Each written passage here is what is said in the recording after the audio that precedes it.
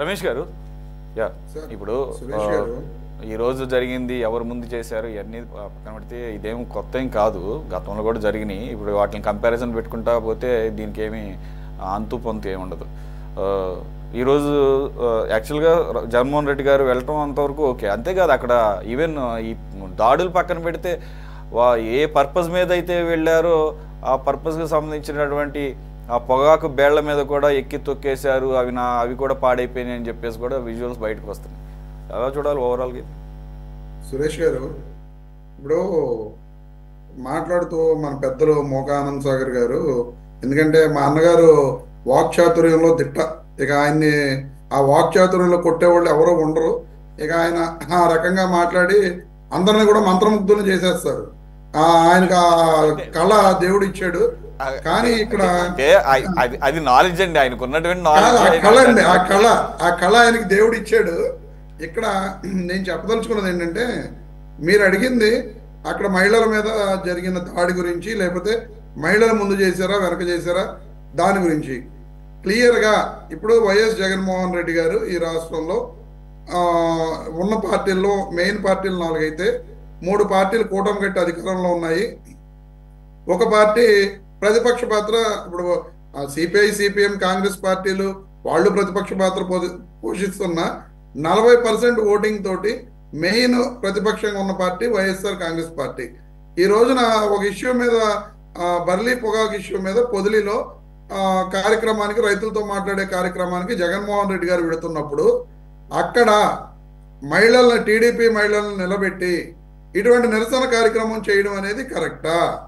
ఇప్పుడు క్లియర్గా మనం విజువల్స్లో చూస్తుంటే వాళ్ళందరూ కూడా గుమ్ముగూడి ఉన్న పరిస్థితి, ఆ ఎదురుగుండా పోలీసులు కూడా ఉన్న పరిస్థితిని మనం చూస్తున్నాం. ఎందుకని పోలీసులు అక్కడి నుంచి వాళ్ళని పంపించలేదు? జగన్మోహన్ రెడ్డి గారు ఆ రూట్లోనే వెళతారు అనేది అందరికీ తెలుసు. క్లియర్ గా వాళ్ళందరూ కూడా నిరసన తెలపడానికి ఇక్కడికి వచ్చారు. రమేష్ గారు వాంటెడ్ గా నిజంగా గనక సందర్భం లేకుండా అక్కడ ఆ కార్యక్రమం గనక ఆపోజిట్ గా పెడితే మీరు అన్నట్టుగా అది తప్పే. దాన్ని కవ్వింపు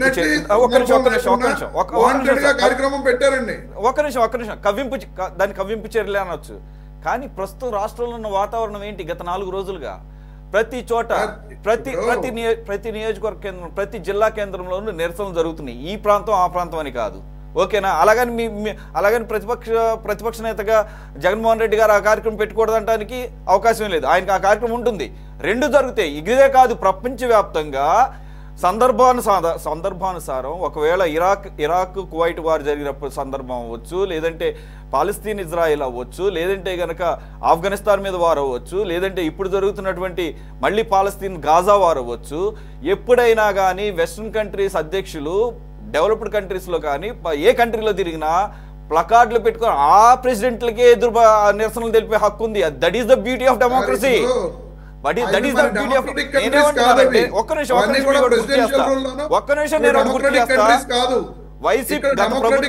వైసీపీ ప్రభుత్వ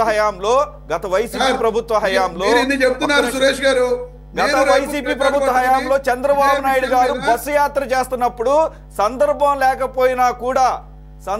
లేకపోయినా కూడా ఆయన మీద రాళ్ళు విసిన సందర్భం చూసాం. అంగళ్ళలో చూసాం. ఏం సందర్భం ఉందని ప్రొటెస్టులు చేశారు. ఇప్పటిలాగా అప్పుడు ఏమైనా మహిళల మీద ఏమైనా వ్యాఖ్యలు చేశారా? అటువంటి ఏమన్నా దాన్ని ఏమంటారు డిస్టర్బ్డ్ అట్మాస్ఫియర్ ఉందా? డెఫినెట్లీ.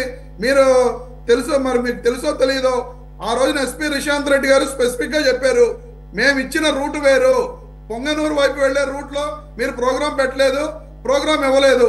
కానీ ఆ రోజున చంద్రబాబు నాయుడు గారు ప్రొవోక్ చేసి మనం పొంగనూరు వెళ్దాం, ఎవడు ఆపుతాడో నేను చూస్తాను, మీరు నడవండి అని చెప్పి ఆయన ప్రొవోక్ చేస్తే పొంగనూరు వైపు వెళ్ళడానికి ప్రయత్నాలు చేస్తే మీరేమో నేను అనేది ఏంటంటే అప్పుడు ఏమైనా సందర్భం ఉందా అంటున్నా. ఆపోజిట్ గా ర్యాలీలు చేసేటటువంటి నిరసనలు చేసే సందర్భం తీసుకున్నా. అదే సార్ సురేష్ గారు, ఇప్పుడు మేము ప్రోగ్రామ్ కి ఆ రూట్ లో పర్మిషన్ తీసుకున్నాం. ఆ రూట్ లో మళ్ళీ అధికార పక్షానికి నిరసన తెలిపే పర్మిషన్ వీళ్ళు ఎలాగిస్తారు చెప్పండి మీరు? అదే సార్, అందు గురించి అప్పట్లో డీజీపీ గౌతమ్ సవాంగ్ గారితో చెప్పించారు కదా, ప్రజాస్వామ్యంలో నిరసన తెలపడం హక్కు అని చెప్పేసి. మరి ఇప్పుడు కూడా నిరసన తెలపడం హక్కే కదా. కానీ నిరసన తెలపడం హక్కు, కానీ ప్రతిపక్ష నేత వెళ్లే దారిలో అదే దారిలో ముందుగా వాళ్ళు అక్కడ చెప్పులు విసరడం, అది కాదు నిరసన తెలపడం. ముందుగా చెప్పులు విసిరింది తెలుగుదేశం పార్టీకి చెందిన మహిళలు. మీరన్నట్టుగా అలాగే కొన్ని వార్తా కథనాల ప్రకారంగా వారే గనక ముందు చెప్పులు విసురుంటే గనక అది ప్రొవోకింగ్ చర్యలేవి. దాన్ని ఎవరు సమర్థించరు. మీకు ఇంకోటి కూడా చెప్తా వినండి. మొన్న ఆ తెనాలి వెళ్ళినప్పుడు కూడా కొంతమంది అక్కడ కూడా గొడవ చేయబోయారు. కానీ ఎక్కడా కూడా అక్కడ ఈ రోజున అక్కడ ఉన్న జనం last time YSR Congress party వాళ్ళు ఎవరో కూడా అక్కడ గొడవ చేయలే. అక్కడ కూడా ఒక పెద్ద ఆయన రే మా ప్రభుత్వం వచ్చిందారో చెబుతారో మీ సంగతి అని చెప్పి అనుకుంటా వెళ్ళిపోయాడు తప్ప నిజంగా వాళ్ళు అక్కడ నిరసన తెలుపుతున్నప్పుడు వీళ్ళందరూ కూడా మళ్ళీ తిరగబడి వాళ్ళ మీదకి వెళితే మళ్ళీ అక్కడ గొడవ కాదండి. జగన్మోహన్ రెడ్డి గారు వెళ్లే రూట్ లో ఇలా నిరసనలు తెలుపుతుంటే పోలీసు వారు ముందుగానే ఎందుకు ఆపట్లేదు? కావాలని ప్రభుత్వం చేస్తుంది కదా, ఇది టీడీపీ వాళ్ళు అక్కడ పెట్టి నడుపుతున్న కథలు కదా ఇవి. ఓకే, చూసాం గతంలో ఏకంగా రాళ్లే విసిన సందర్భం. ఇప్పుడు ఎవరి మీద ఎవరు చెప్పులు విసిరారనేది క్లారిటీ. చెప్పులు విసిరింది తెలుగుదేశం పార్టీకి చెందిన వారు. చెప్పులు విసరడం మొదలు పెట్టిన తర్వాత ఇటువైపు నుంచి అటువైపు నుంచి ప్రొవోకింగ్ జరిగిన తర్వాత మాత్రమే వీళ్ళు ఏమన్నా అధికారంలో లేము మేము లేనప్పుడు రాళ్ళు విసరదామనో లేదా ఎదుటి వాళ్ళ మీద గొడవ పడదామనే ఉద్దేశం ఎవరికి కూడా. ప్రొవోక్ చేయడం తప్పైనా కానీ ఇది ఒక లేడీస్ ఇష్యూ, మహిళలకు సంబంధించిన అంశం. రాష్ట్రం 4 రోజులుగా బొగ్గమంటుంది. అటువంటిప్పుడు కొంత సమయం పాటించాల్సిన అవసరం ఉంటుంది. మీరు రాళ్ళు విసిరితే ఎవరో తగులుతాయి? ఆ మహిళలకే తగులుతాయి, లేదంటే పోలీసులకు తగులుతాయి. అంటే మీకు ఎవరైనా ఒకటేనా? రాజకీయంలో ఆడ మగ ఏమి ఆలోచించరా? రెండు ఏంటి? జగన్మోహన్ రెడ్డి గారు ఖండించలేదు, క్షమాపణల తర్వాత సంగతి ఖండించలేదు అనే ఒక జెన్యూన్ డిమాండ్ కదా అది. రాష్ట్ర కోఆర్డినేటర్ గా ఉన్న వ్యక్తి అదే పెద్ద ఖండించడం జరిగింది. ఎవరు ఖండించారు? రామకృష్ణారెడ్డి గారు. అది జగన్మోహన్ రెడ్డి గారు అనుమతి లేకుండానే ఆయన ఖండించారా? జగన్మోహన్ రెడ్డి గారికి బాధ్యత లేదా? జగన్మోహన్ రెడ్డి గారికి బాధ్యత లేదా? ఆయన సొంత పత్రిక, ఆయన సొంత ఛానల్ జరిగింది, ఆయన బాధ్యత లేదా? ఆయన సత్యమణికి బాధ్యత లేదా? చెప్పడం జరిగింది. ఆయన సత్యమణికి బాధ్యత లేదా? ఆయన బాధ్యత లేదా? వైఎస్ఆర్ ఏం మాట్లాడతారు సార్? ఏం మాట్లాడతారు? మీరు చెప్పారు sorry. The same day I appreciate your presence. Ramesh గారు, I appreciate your presence. The same day you came to my debate and you said sorry in the beginning of your session. అది ఆ మాత్రం కూడా లేకపోతే ఎలా అండి సోయా? నాకు అర్థం కాదు. అంత అహం ఏంటి? నేను అన్నది కాదు. నిన్న శర్మ గారు కూడా అన్నారు ఏంటి అహం? తప్పు జరిగింది ఖండించడం. కనీసం సారీ కూడా సార్. రమేష్ గారు సారీ కూడా రమేష్ గారు సారీ పెద్ద కూడా వద్దు. మీకు ఆయనకు అంత పెద్ద మనసు ఉందని నేను అనుకోవట్లేదు. కనీసం ఖండనేదండి. ఖండనేది దేనికి ఖండన ఇచ్చింది కదండి పార్టీ తరఫున? మా పార్టీ ఖండించింది. పార్టీ ఖండన లేదు అక్కడ ఆయన వ్యాఖ్యలు మేము సమర్థించడం లేదండి. ఆ రెండింటికి డిఫరెన్స్ తెలియనటువంటి వాళ్ళు మేమేం కాదు. ఖండించడం ఈజ్ అన్కండిషనల్. రైట్. సమర్థించడం లేదు అంటే అర్థం ఏంటి? అన్ఫార్చునేట్లీ రమేష్ గారు, you are on the wrong side to confront or defend. Okay, I mean that's for you. Sir ఈ రోజు జరిగిన ఇష్యూలో క్లియర్ గా జగన్మోహన్ రెడ్డి గారు రూట్ లో వెళ్తున్నప్పుడు వాళ్ళని అక్కడ ఉంచడమే తప్పు.